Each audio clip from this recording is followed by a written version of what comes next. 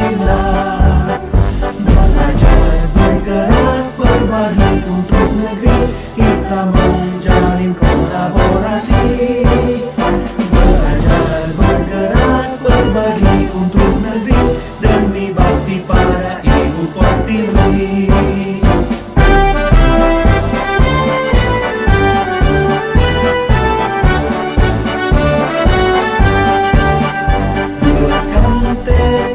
Kuatkan hati, negeri ini memanggilmu kawan.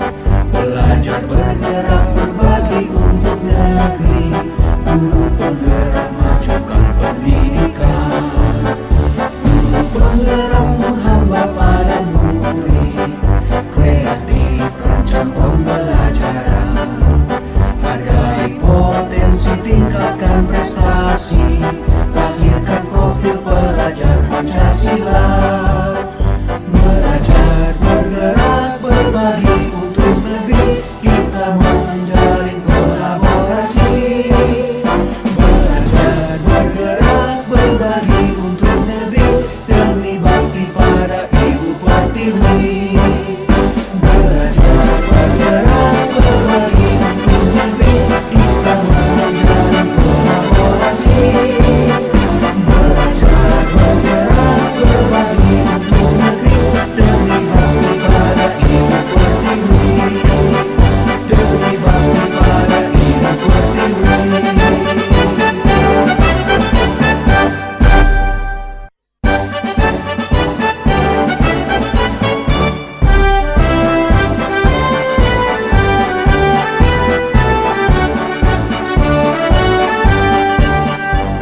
Buatkan tekad, kuatkan hati, negeri ini memanggilmu kawan.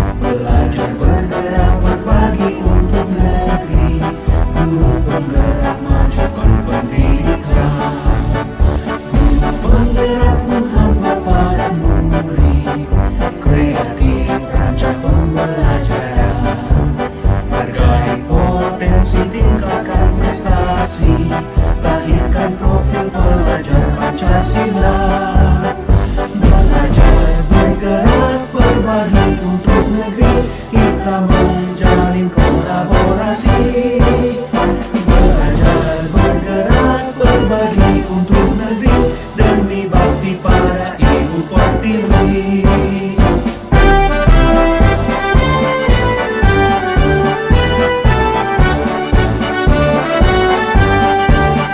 Buatkan tekad, kuatkan hati, negeri ini memanggilmu kawan.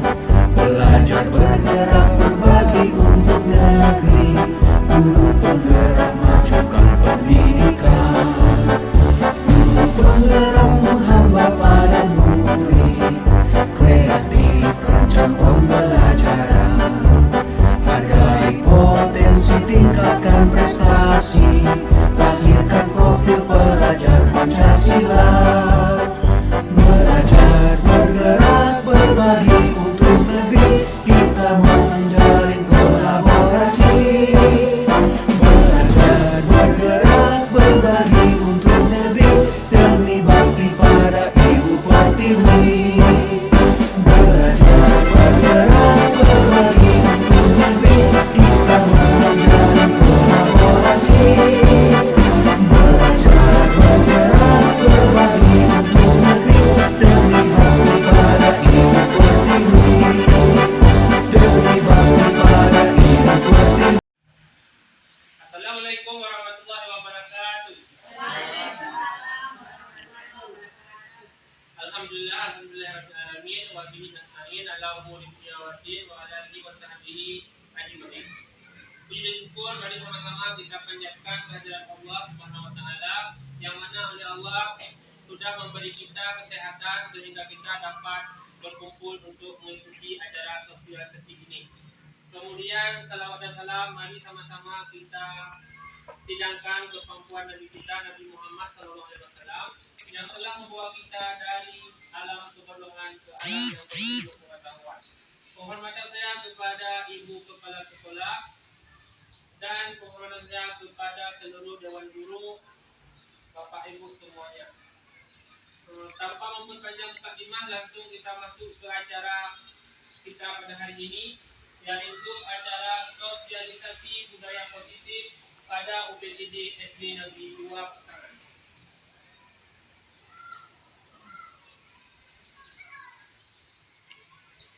Nah, adapun tujuan dari sosialisasi kita hari ini yaitu mensosialisasikan bentuk-bentuk budaya positif. Yang kedua, mengenalkan teori motivasi, hukuman, dan penghargaan serta restitusi. Yang ketiga, memahami tentang keyakinan kelas. Dan yang keempat, menjelaskan kebutuhan dasar manusia. 5. Positive control dan segitiga restitusi.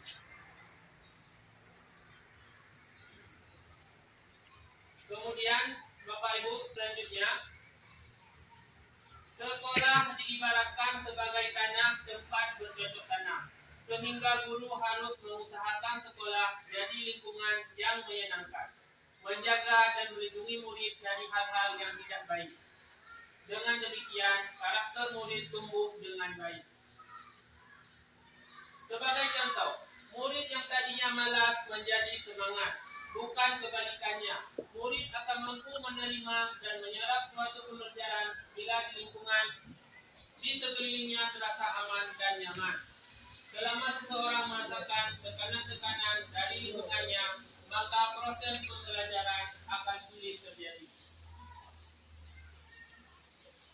Nah, Bapak Ibu, di sini ada budaya positif. Apa itu budaya positif? Budaya positif adalah suatu kebiasaan yang bernilai positif. Di dalamnya mengandung kegiatan yang mampu menumbuhkan karakter murid. Contoh di sini, contoh budaya positif seperti yang telah kita ajarkan kepada anak-anak, termasuk di sini berdoa sebelum memulai pelajaran. Kemudian membaca Al-Qur'an pada hari Jumat, membaca Yasin, itu merupakan contoh budaya positif.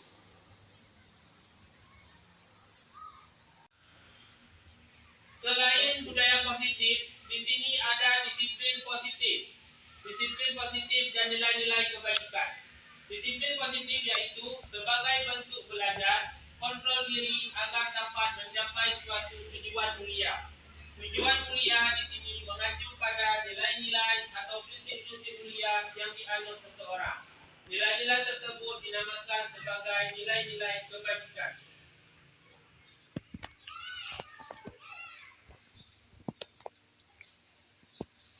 Yang paling penting di sini Bapak Ibu yaitu 3 motivasi perilaku manusia.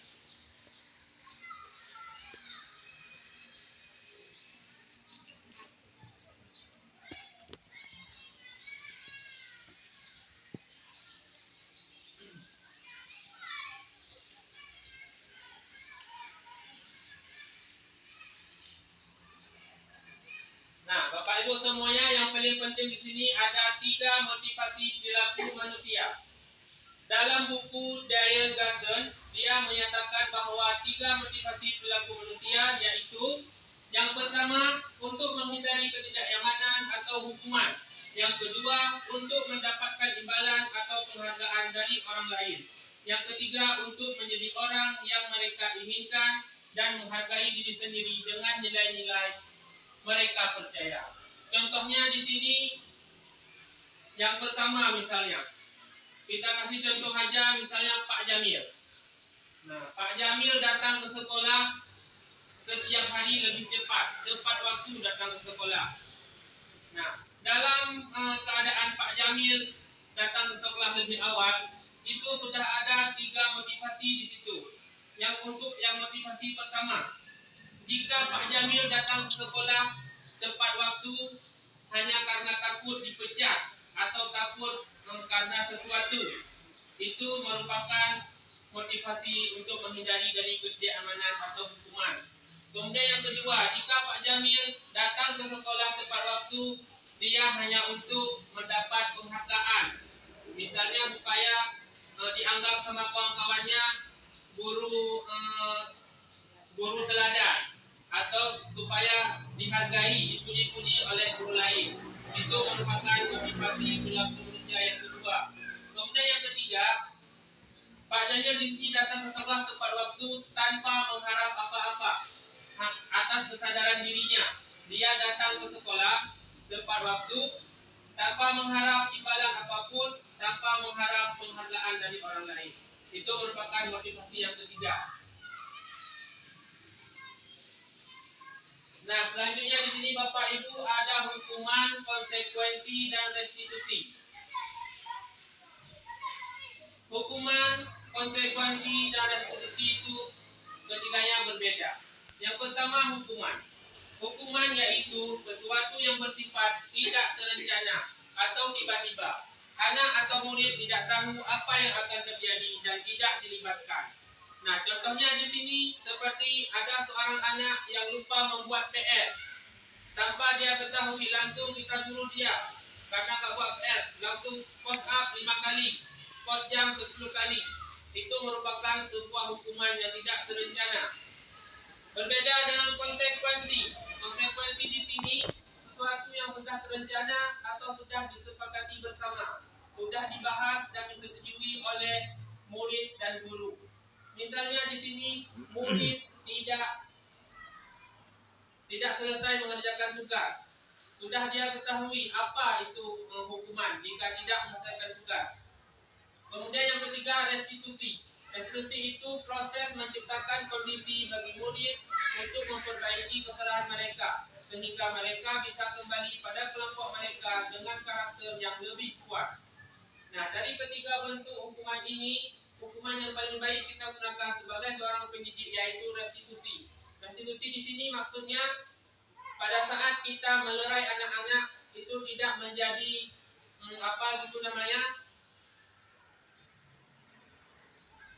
mentalnya itu jatuh mentalnya, atau dengan kata lain ketika dia berkawan diajak sama kawannya.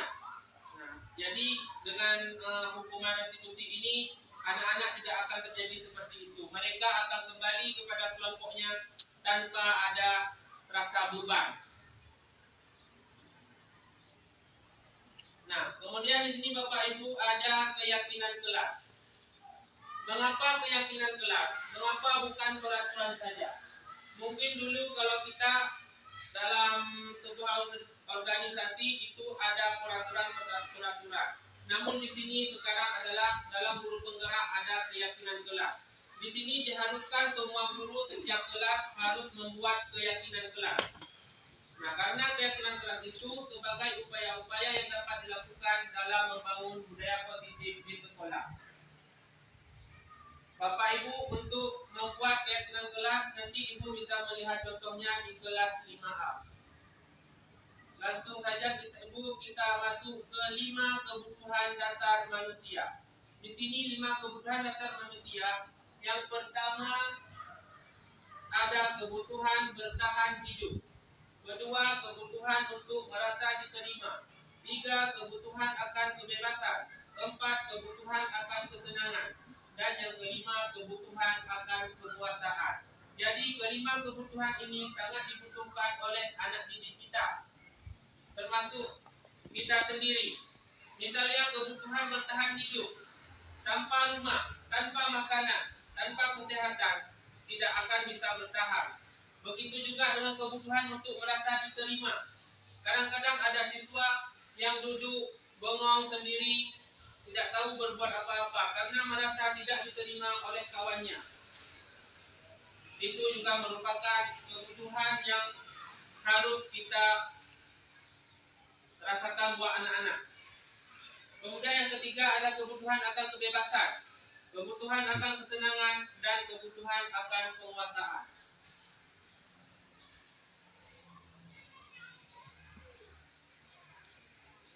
Di sini Bapak Ibu ada 5 posisi kontrol yang harus kita ketahui dalam mengambil tindakan.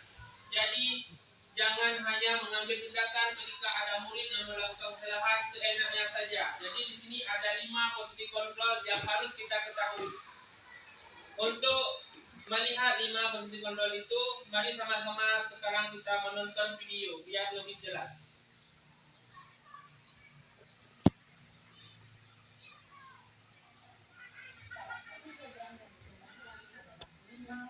posisi kontrol. 5 posisi kontrol dalam restitusi adalah proses perjalanan seorang pendidik agar dapat mengenali dirinya. Pada video kali ini, kita akan membahas tentang 5 posisi kontrol yang dikembangkan oleh Diane Gosson dan contoh penerapannya.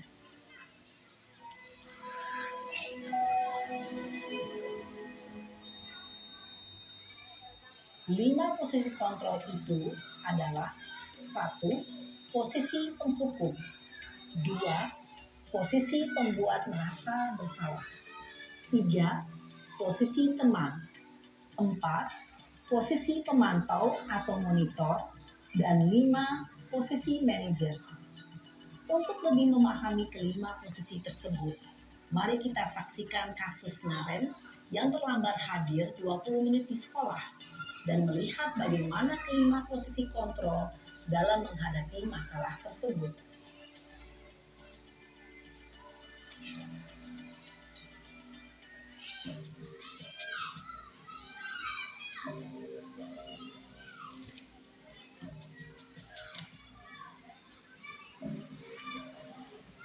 Naren,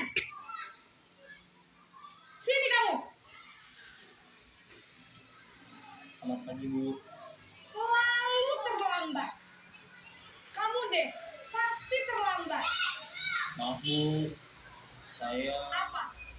Apa coba? Alasan kamu apa lagi? Kapan sih kamu tidak terlambat? Malas sekali ya kamu jadi anak. saya Dasar pemalas. Gak kapok-kapok sih kamu. Sudah berapa kali terlambat? Sana, kamu keliling lapangan basket 2 kali. kenapa saya harus ke lapangan basket, Bu? Kenapa? Kamu melawan ibu? Berani-beraninya jawab.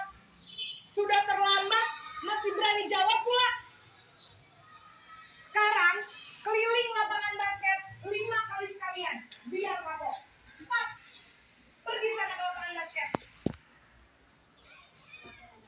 Posisi penghukum biasanya berbicara dengan nada tinggi, menghardik, menunjuk-nunjuk, menyakiti, dan menyindir. Hukuman bisa berupa fisik maupun psikis. Ibu dan bapak guru hebat. Dampak yang terjadi pada murid ketika guru berada pada posisi penghukum adalah murid cenderung akan memberontak, bahkan menyimpan dendam.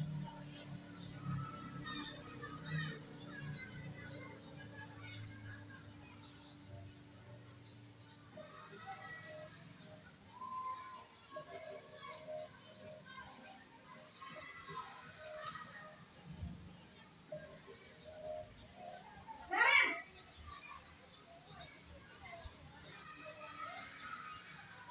Pagi, Bu. Naren. Kamu kenapa terlambat lagi, nak? Ya Tuhan, Naren. Kamu senang ya bikin ibu susah ya? Kalau kamu terlambat lagi, nanti ibu yang ditegur bapak kepala sekolah, nak. Disangka ibu tidak bisa membina kamu. Duh, gimana ini? Maaf, Bu. Duh, Gusti Naren. Kamu suka ya kalau ibu ditegur bapak kepala sekolah? Terus, sekarang ibu harus tulis apa ini di buku absen? Ini kamu sudah sering terlambat loh. Ibu harus apa coba? Maaf, Bu. Maaf sekali. Ya sudah, lain kali jangan bikin ibu susah lagi ya nak ya. Ibu tidak akan kuat lagi kalau kamu begini terus. Bisa jantungan kalau ibu ditegur bapak kepala sekolah. Sana cepat kelas. Maaf ya, Bu. Maaf sekali. Posisi pembuat rasa bersalah berbicara dengan nada tenang, cenderung lembut. Namun kata-kata yang diutarakan membuat murid merasa menjadi orang yang gagal, memandang dirinya sendiri, merasa tidak berharga, dan tidak sanggup membahagiakan orang lain. Ketika guru mengambil posisi pembuat rasa bersalah, murid akan menganggap dirinya yang bersalah dan ia akan menyimpan emosi negatif tersebut di dalam dirinya.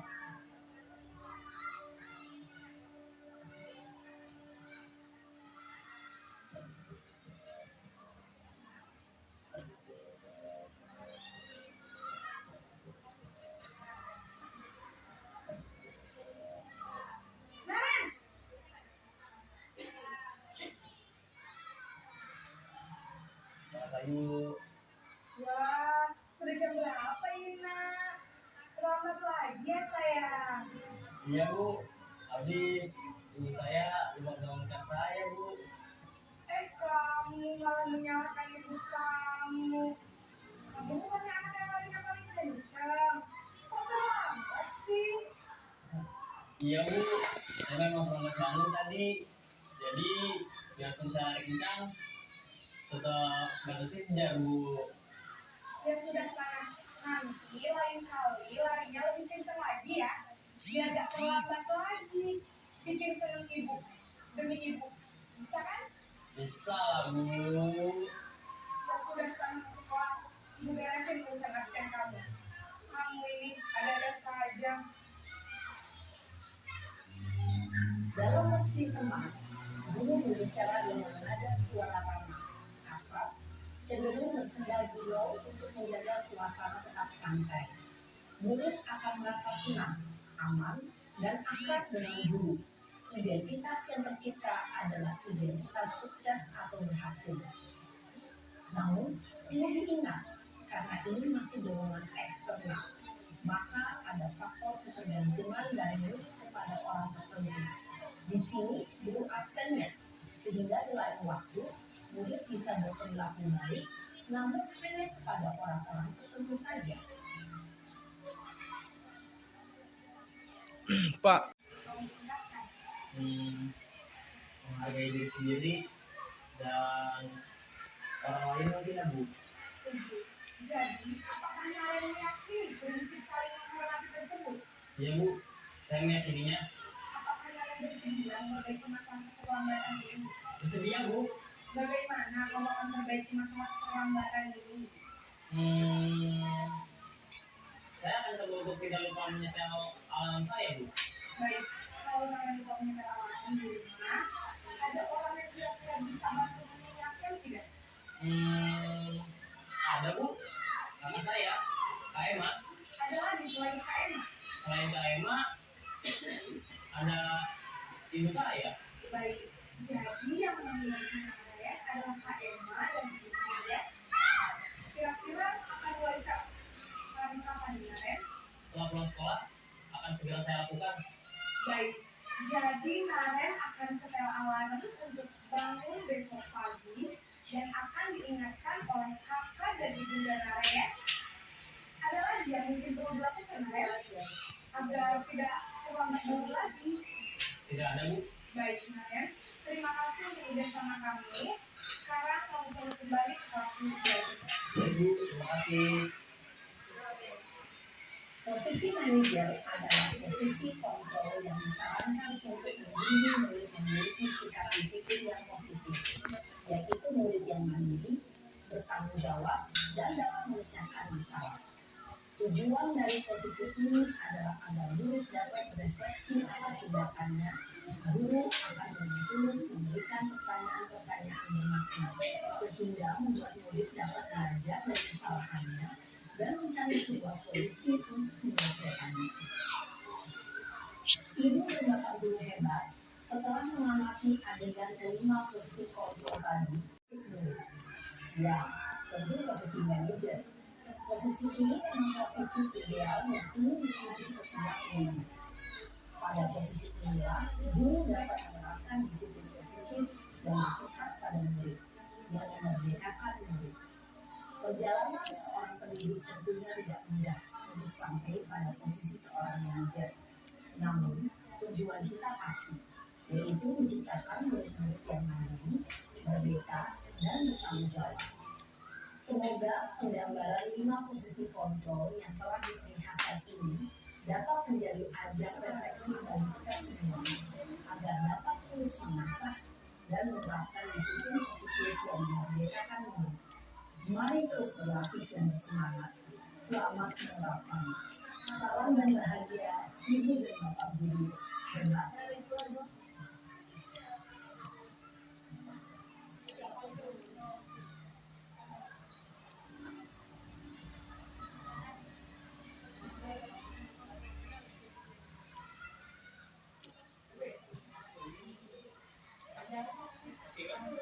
Nah, Bapak Ibu semuanya, itulah tadi sudah kita saksikan 5 bentuk posisi kontrol yang harus kita pelajari. Ada 5 tadi. Yang pertama posisi penghukum, yang kedua posisi sebagai teman, yang ketiga posisi membuat merasa bersalah, dan keempat posisi pemantau, dan kelima manajer. Jadi dari kelima posisi kontrol ini, salah satu posisi kontrol yang wajib kita lakukan kepada murid-murid kita yaitu posisi manajer. Nah, Bapak Ibu semua, selain ini ada satu lagi, segitiga restitusi. Nah, perlu kita ketahui segitiga restitusi ini mencakup 3 tindakan. Yang pertama, menstabilkan identitas. Yang kedua, memvalidasi tindakan yang salah. Dan yang ketiga, menanyakan keyakinan. Segitiga restitusi ini sangat berhubungan dengan manajer tadi. Di situ sudah ada menstabilkan masalah, kemudian memvalidasi tindakan, dan yang terakhir menanyakan keyakinan. Bapak Ibu, saya rasa sampai di sini kesimpulan ini mungkin ada yang kurang jelas, bisa Bapak Ibu tanyakan. Assalamualaikum warahmatullahi wabarakatuh. Waalaikumsalam. Baik Pak Fajar, saya mau menanyakan, apakah Bapak sebutkan salah satu contoh posisi kontrol dengan manajer menggunakan segitiga restitusi? Terima kasih Ibu Raihan telah mengajukan pertanyaan. Jadi pertanyaannya, sebuah contoh posisi kontrol dengan menggunakan manajer dengan menggunakan segitiga restitusi. Nah, kita ketahui di sini segitiga restitusi ada 3 tindakan yang ada di dalamnya. Yang pertama, menstabilkan identitas. Nah, Bapak Ibu, untuk contoh itu kita bisa melihat skenario berikut. Nah, di situ skenario contoh seorang murid yang terlambat datang ke sekolah. Nah, contohnya di sini, ketika seorang murid terlambat datang ke sekolah, kita jangan langsung memberi hukuman keliling lapangan, jangan langsung memberi hukuman spot jam, post up, tetapi menggunakan posisi manajer. Di sini dengan menggunakan segitiga restitusi. Yang pertama, menstabilkan menstabilkan masalah. Di sini kita tanya dulu kenapa terlambat. Nah, seperti contoh berikut.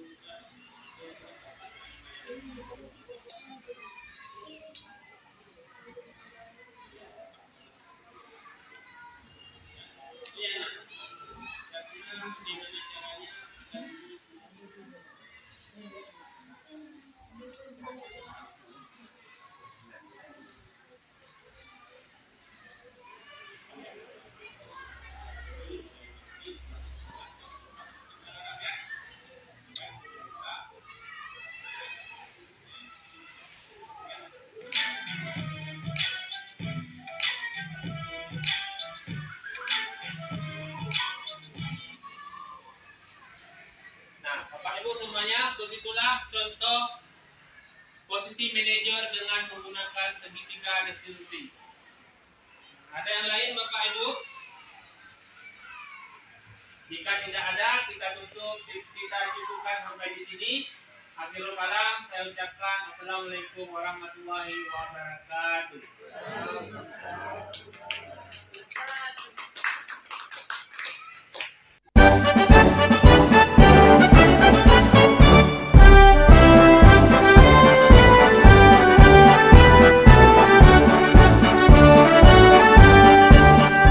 Bulatkan tekad, kuatkan hati.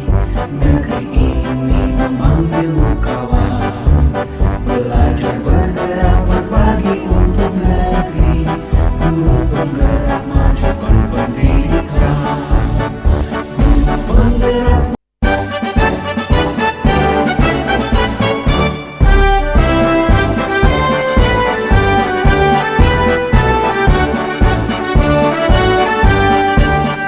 bulatkan tekad, kuatkan hati. Negeri ini memanggilmu kawan. Belajar bergerak berbagi untuk negeri. Guru penggerak majukan pendidikan. Guru penggerak menghamba pada murid. Kreatif rancang pembelajaran. Hargai potensi, tingkatkan prestasi. Lahirkan profil pelajar Pancasila. Belajar bergerak berbagi untuk negeri. Kita menjalin kolaborasi. Belajar bergerak berbagi untuk negeri. Demi bakti pada Ibu Pertiwi.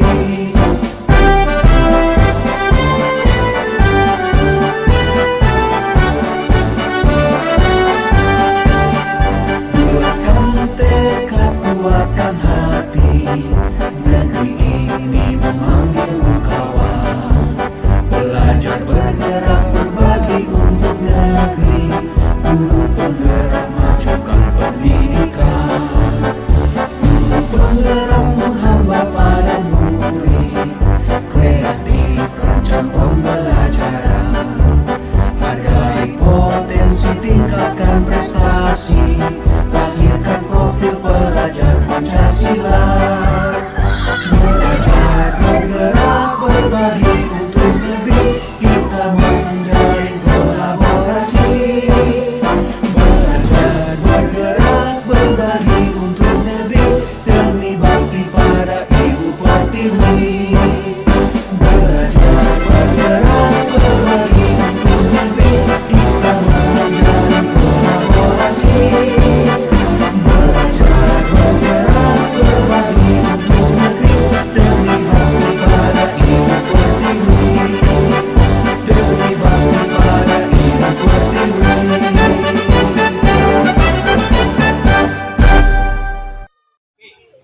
Lihat 6 kali 3 18. Oke, boleh. 6 kali 4.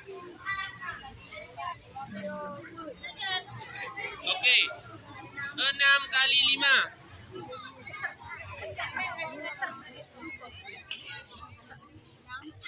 30, bagus. 6 kali 6. Oke, bagus. 6 kali 7.